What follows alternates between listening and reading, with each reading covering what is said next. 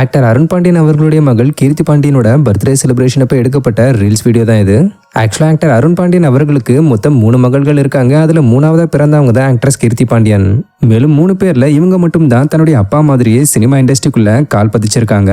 அந்த வகையில் இவங்க 2019 வெளிவந்த தும்பா படம் மூலமா தான் சினிமாவில் அறிமுகமாக இருந்தாங்க.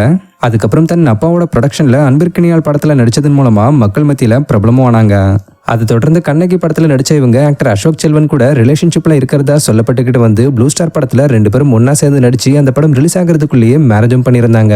மேரேஜுக்கு அப்புறம் நடிக்கிறத நிப்பாட்டாம கீர்த்தி பாண்டியன் தொடர்ந்து நடிச்சுக்கிட்டு தான் வராங்க. அந்த வகையில இவங்க கடைசியா கொஞ்ச நேரம் பேசினாலன்னு மற்றும் மக்கனம் போன்ற 2 படங்கள்ல நடிச்சிருக்காங்க.